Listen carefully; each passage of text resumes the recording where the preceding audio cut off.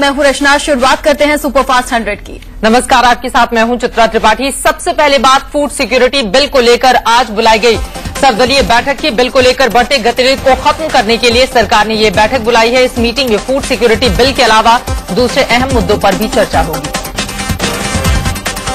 संसद में आज जमीन अधिग्रहण बिल पर चर्चा हो सकती है। आज संसद के कामकाज की लिस्ट में इस बिल को शामिल किया गया है। संसद के मानसून सत्र में लगातार हो रहे हंगामे की वजह से नए और पुराने 104 बिल लटके हुए हैं।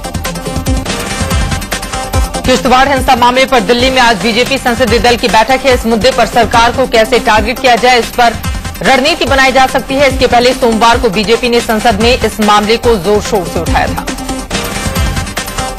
चारा घोटाला मामले में लालू प्रसाद यादव की याचिका पर सुप्रीम कोर्ट आज फैसला सुनाएगा। लालू ने झारखंड हाईकोर्ट के फैसले को सुप्रीम कोर्ट में चुनौती दी है।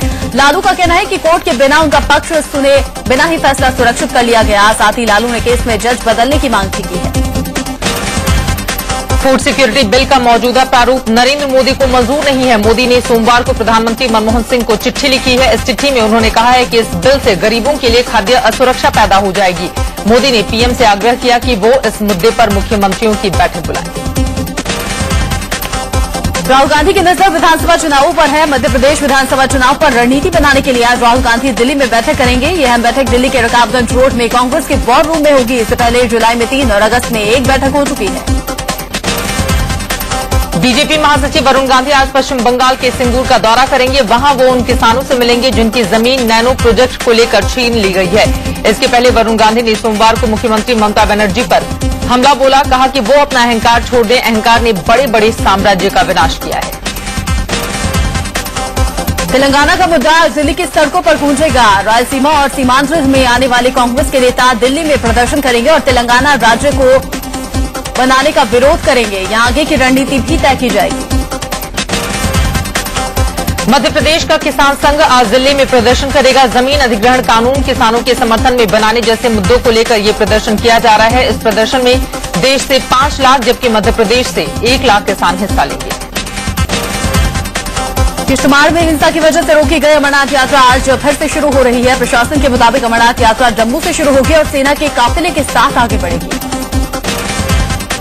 रविवार को हैदराबाद में मोदी ने अपने भाषण के अंत में यस वी कैन और वी विल डू का जो नारा दिया था, उस पर विरोधियों ने चुटकी ली है। विरोधियों का कहना है कि मोदी ने ओबामा को कॉपी किया है। विरोधियों की चुटकी पर मोदी ने करारा जवाब दिया और कहा कि ओबामा ने तो 2008 में यस वी कैन का नारा दिया था, जबकि उन्होंने ये नारा 2004 में ही दे दिया था। Gujarat can and Gujaratis will. Gujarat can, Gujaratis will. In the American story, with 3 words that will ring from coast to coast, from sea to shining sea. Yes, we can. Yes, we can. Yes, we can. Yes, we'll do. Modi ने सफाई दिग्विजय सिंह के उस tweet पर दिया है जिसमें दिग्विजय सिंह ने लिखा है कि अब हमारे पास भी एक नकली देसी ओबामा है और फेकू पूरे फॉर्म में है।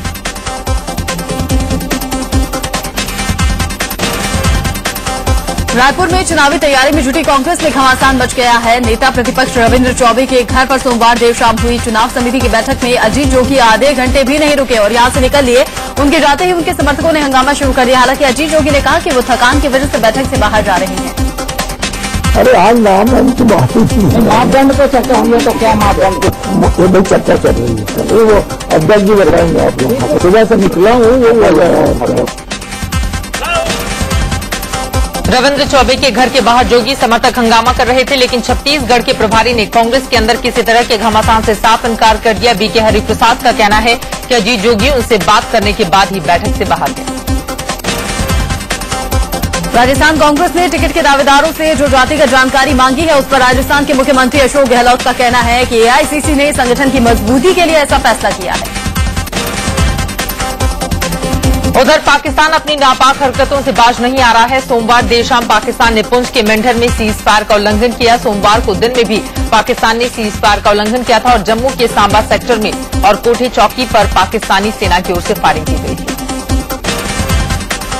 इससे पहले एलओसी पर पुंछ में दुर्गा बटालियन दिग्वार में पाकिस्तान की तरफ से लगातार फायरिंग की गई, जिसका भारत की तरफ से भी जवाब दिया गया था। पुंछ के दुर्गा बटालियन में पाकिस्तान की तरफ से रविवार रात करीब 9:50 से फायरिंग शुरू की गई। 9 घंटे तक ऑटोमेटिक हथियारों से लगातार गोलियां दागी गई, जो सुबह तक जारी रही। एक दिन पहले ही पाकिस्तान ने एलओसी पर मेंढर के बालाकोट में फायरिंग की थी। साथ ही कानाचुक सेक्टर में अंतर्राष्ट्रीय सीमा पर भी पाकिस्तानी सेना की तरफ से जबरदस्त फायरिंग की गई थी, जिसमें बीएसएफ का एक जवान जख्मी हो गया था। पाकिस्तान लगातार सीज फायर का उल्लंघन कर रहा है और हेकड़ी भी दिखा रहा है। पाकिस्तान ने इस्लामाबाद में भारत के डिप्टी हाई कमिश्नर को तलब कर एलओसी पर फायरिंग को लेकर विरोध जताया है। पाकिस्तान का दावा है कि भारत की तरफ से सीज फायर का उल्लंघन किया जा रहा है। उधर रक्षा मंत्री ए के एंटनी ने कहा है कि एलओसी पर फायरिंग का जवाब देने के लिए सेना को पहले ही आदेश दे दिया गया है। उन्होंने कहा कि आर्मी सरहद पार से हो रही पाकिस्तानी फायरिंग से अपने स्तर पर निपट ले। पुंछ में 5 अगस्त को हुए पाकिस्तान के हमले में घायल होने के बाद दम तोड़ने वाले शहीद रामनिवास मीणा को अंतिम विदाई दी गई। राजस्थान के दौसा में राजकीय सम्मान के बीच शहीद के बेटे ने उन्हें मुखाग्नि दी। जम्मू में हुई हिंसा को लेकर मुख्यमंत्री उमर अब्दुल्ला ने सर्वदलीय बैठक बुलाई है, जिसमें तय हुआ कि एक सर्वदलीय प्रतिनिधिमंडल हिंसाग्रस्त इलाकों का दौरा कर लोगों से शांति व्यवस्था बनाए रखने की अपील करेगा। इसके पहले राज्यसभा में किश्तवाड़ हिंसा को लेकर खूब हंगामा मचा। बीजेपी के साथ साथ विपक्ष के कई नेताओं ने जम्मू कश्मीर सरकार पर निशाना साधा। इस दौरान हो हंगामे के चलते कई बार सदन की कार्यवाही बाधित भी हुई। राज्यसभा में विपक्ष के नेता अरुण जेटली ने किश्तवाड़ हिंसा के लिए जम्मू कश्मीर सरकार को घेरा। राज्यसभा में बहस के दौरान उन्होंने कहा कि लोग मदद की गुहार लगा रहे थे, लेकिन पुलिस मूक दर्शक बनी हुई थी। जेटली ने राज्यसभा में अब्दुल्ला परिवार पर इशारों में निशाना साधा और यहां तक कह दिया कि जम्मू कश्मीर किसी एक परिवार की जागीर नहीं। जेटली ने जब कहा कि जम्मू कश्मीर किसी एक परिवार की जागीर नहीं, तो केंद्रीय मंत्री और नेशनल कॉन्फ्रेंस के अध्यक्ष फारूक अब्दुल्ला ने पलटवार किया। जेटली के बयान के बाद जम्मू कश्मीर के मुख्यमंत्री उमर अब्दुल्ला ने ट्विटर के जरिए निशाना साधा। उन्होंने लिखा कि क्या जेटली संसद को बताएंगे कि 2002 के बाद गुजरात के गृह मंत्री या फिर मुख्यमंत्री ने इस्तीफा दिया था या नहीं। उमर ने तो मोदी को पाखंडी तक करार दे दिया।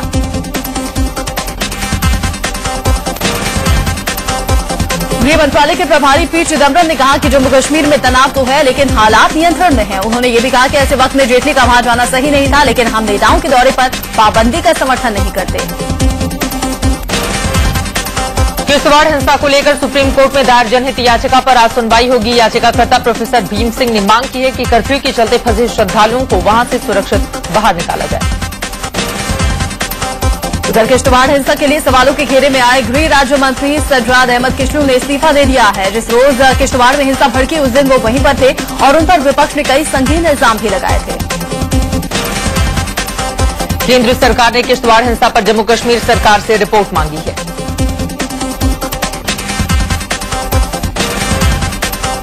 किश्तवाड़ हिंसा के बाद बढ़े तनाव को देखते हुए राज्य के 10 में से 6 जिलों में फिलहाल कर्फ्यू लगा दिया गया है। लगातार हो रहे विरोध प्रदर्शन को देखते हुए कई इलाकों में कर्फ्यू और धारा 144 लगा दी गई है। जम्मू कश्मीर के 6 जिलों में अभी भी कर्फ्यू लगा हुआ है। इन जिलों में जम्मू, किश्तवाड़, राजौरी, सांबा, रियासी और उधमपुर शामिल है। हालांकि उधमपुर में कर्फ्यू में 2 घंटे की ढील दी गई। 2 जिलों कठुआ और डोडा में धारा 144 लगाई गई है। जम्मू के 8 जिलों में लगे कर्फ्यू के चलते आम लोगों को भारी परेशानी हो रही है। कर्फ्यू के चलते पठानकोट जम्मू राष्ट्रीय मार्ग बंद कर दिया गया है, जिससे हाईवे पर सैकड़ों लोग फंस गए हैं। गाड़ियों की लंबी कतार लगी हुई है। किश्तवाड़ हिंसा में अब तक 3 लोगों की जान गई है और 20 लोग जख्मी हुए हैं। 68 दुकानों और 7 होटलों को नुकसान पहुंचा है। साथ ही हिंसा के दौरान 35 गाड़ियों को निशाना बनाया गया है। हिंसा के सिलसिले में 10 लोगों को गिरफ्तार भी किया जा चुका है। जम्मू कश्मीर के मुख्यमंत्री उमर अब्दुल्ला ने किश्तवाड़ हिंसा की न्यायिक जांच के आदेश दे दिए हैं। उन्होंने ट्विटर पर बताया कि हाईकोर्ट के रिटायर्ड जज की अगुवाई में किश्तवाड़ के साथ साथ बाद में हुई हिंसा की जांच की थी। कांग्रेस नेता और केंद्रीय स्वास्थ्य मंत्री गुलाम नबी आजाद ने कहा है कि किश्तवाड़ हिंसा में न तो किसी मंत्री का रोल है और न ही इसका सीमा पार से कोई लेना देना है। उन्होंने कहा कि जांच के बाद सब कुछ साफ हो जाएगा। जम्मू की किश्तवाड़ की एक तस्वीर ने सांप्रदायिक सौहार्द बिगाड़ने वाले लोगों को शर्मसार कर दिया है। यहाँ एक डॉक्टर की शादी कराने के लिए दूसरे संप्रदाय के लोग खड़े हो गए और कहा कि उन्हें किसी तरह की कोई दिक्कत नहीं होगी। दोनों संप्रदाय के लोग आपसी सौहार्द की मिसाल पेश करते हुए इस शादी में शामिल हुए। दागी जनप्रतिनिधियों के मामले में सुप्रीम कोर्ट के फैसले को लेकर केंद्र सरकार ने रिव्यू पिटीशन दाखिल कर रखी है। सुप्रीम कोर्ट ने हाल ही में कहा था कि 2 साल से ज्यादा सजा पाने वाले सांसद विधायक की सदस्यता रद्द हो जाएगी। इसी फैसले को केंद्र ने चुनौती दी है। केंद्र सरकार ने सुप्रीम कोर्ट के उस फैसले पर भी रिव्यू पिटीशन दाखिल की है जिसमें जेल से चुनाव लड़ने पर रोक लगाई है। सुप्रीम कोर्ट ने हाल ही में एक फैसले में कहा था कि जब जेल में रहते हुए कोई वोट दे नहीं सकता तो ले कैसे सकता है। चुनावी घोषणा पत्र में तोहफों के ऐलान पर गाइडलाइंस बनाए जाने का राजनीतिक दलों ने विरोध किया है। सुप्रीम कोर्ट के निर्देश के बाद चुनाव आयोग ने दिल्ली में सर्वदलीय बैठक बुलाई थी जिसमें Congress, BJP, SP, BSP, NCP, left के तमाम नेता मौजूद रहे। राजनीतिक दलों को आरटीआई कानून के दायरे से बाहर रखने के लिए लोकसभा में आरटीआई एक्ट में संशोधन का बिल पेश किया गया। राज्य मंत्री वी नारायण स्वामी ने विधेयक को सदन में पेश किया। केंद्रीय सूचना आयोग ने राजनीतिक दलों को आरटीआई के दायरे में लाने का आदेश दिया था।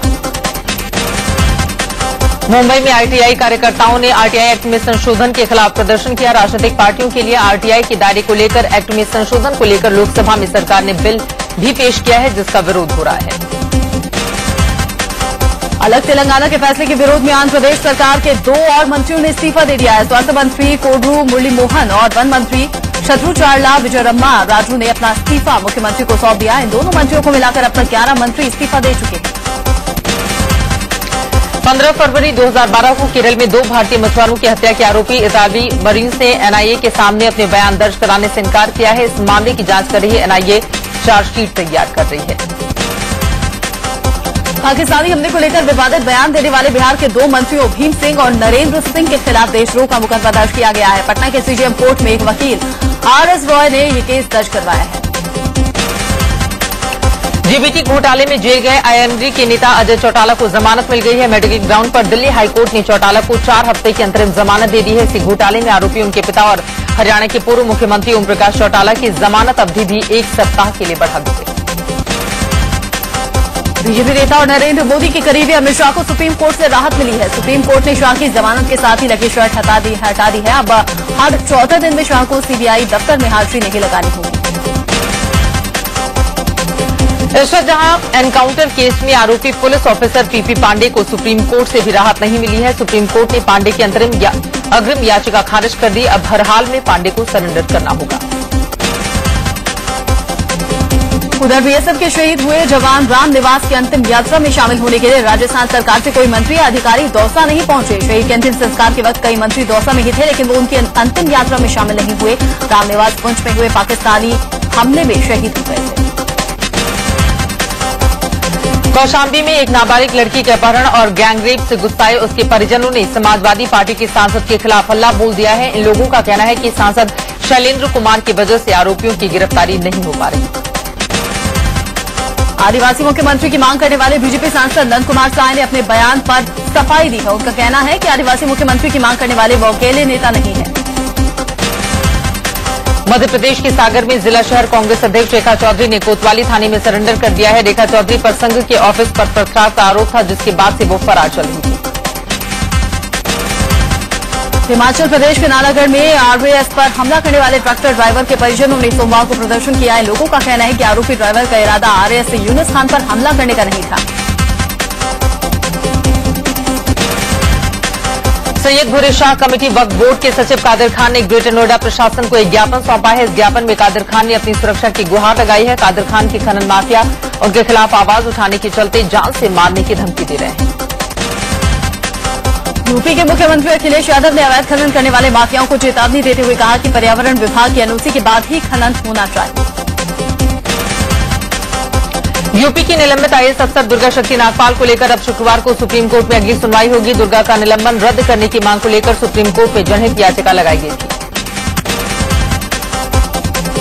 कोल्हापुर के फुलेवाड़ी में एमएनएस कार्यकर्ताओं का गुस्सा एक मासूम के रेप के साथ फूटा। बताया जा रहा है कि 2 साल के बच्चे के साथ झारखंड के एक शख्स ने रेप किया। इसी घटना के बाद एमएनएस कार्यकर्ताओं ने हंगामा शुरू कर दिया। महाराष्ट्र के कोल्हापुर में एमएनएस कार्यकर्ताओं ने दूसरे प्रदेश के लोगों के घर पर भी हल्ला बोल दिया। लाठी डंडे से लैस एमएनएस के कार्यकर्ताओं ने इन लोगों के घरों पर जमकर तोड़फोड़ की। दिल्ली के गोकुलपुरी इलाके में एक पत्नी के पति को तेजाब पिलाने का सनसनीखेज मामला सामने आया है। रुबीना नाम की ये महिला अपने पति से इसलिए नाराज थी क्योंकि वो अपनी मां के साथ ईद मनाने चला गया था। लखनऊ में एक बेरहम पति ने बेटी की चाहत में अपनी पत्नी को तेजाब से जला दिया। तेजाब से जलाने के बाद यासिन ने अपनी पत्नी को घर में बंद कर दिया। 5 दिन बाद रेशमा के मायके वालों ने उसे कानपुर के अस्पताल में भर्ती कराया है। इस घटना की खबर मिलने के बाद कानपुर के स्थानीय महिला संगठन ने पीड़ित की मदद का भरोसा दिया है।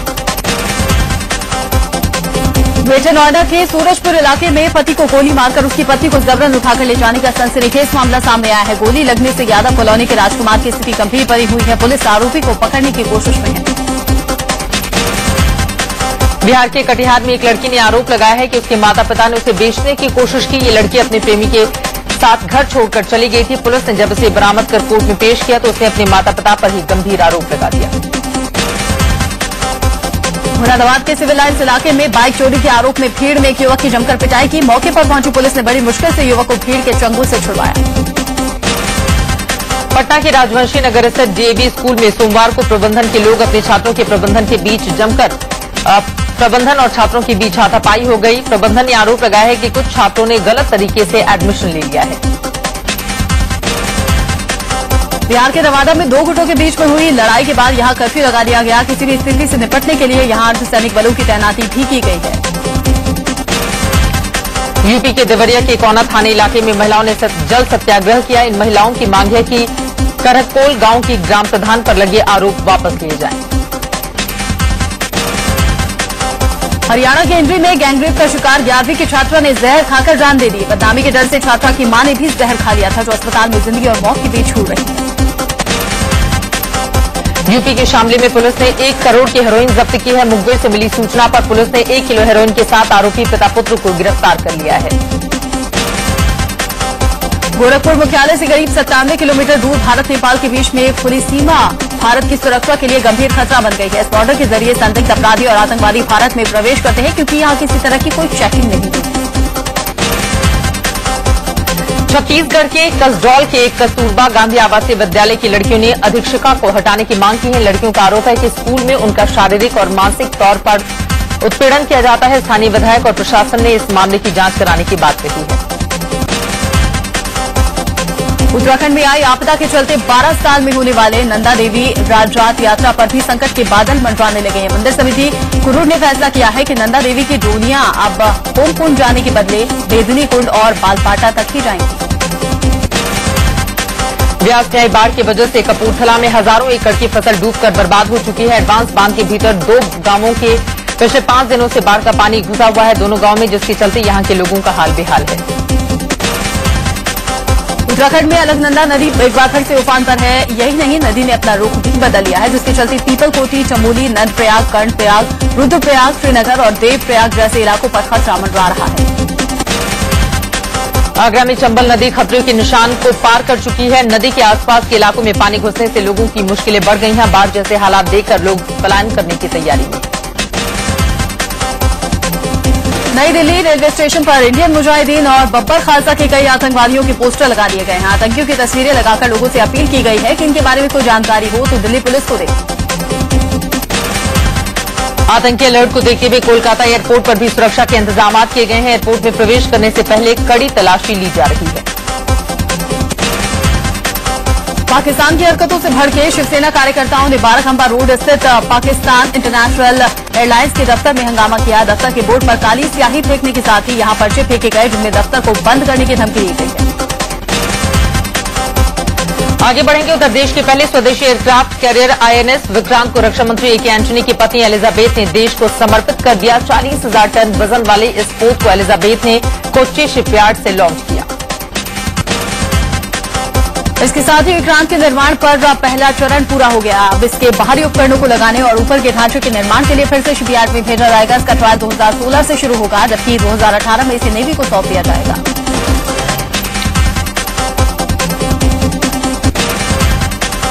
विक्रांत के समंदर में उतरने के साथ ही भारत उन देशों की सूची में शामिल हो गया है जो इतने बड़े आकार और क्षमता वाले कैरियर का निर्माण कर सकते हैं। अभी तक अमेरिका, ब्रिटेन, रूस और फ्रांस ही इस लिस्ट में शामिल थे।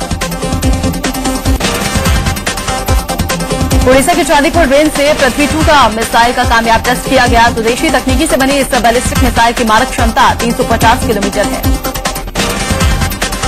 15 अगस्त के लिए आज दिल्ली में फुल ड्रेस रिहर्सल परेड होगी। इस दौरान सुबह 5 बजे से लेकर 9 बजे तक कई रास्तों पर ट्रैफिक रोक दिया जाएगा। ट्रैफिक पुलिस ने कहा है कि दिल्ली वाले दिल्ली गेट से छता रेल, जीपीओ से छता रेल और अलग अलग जो रूट निर्धारित किए गए हैं वहां से होकर जाएंगे।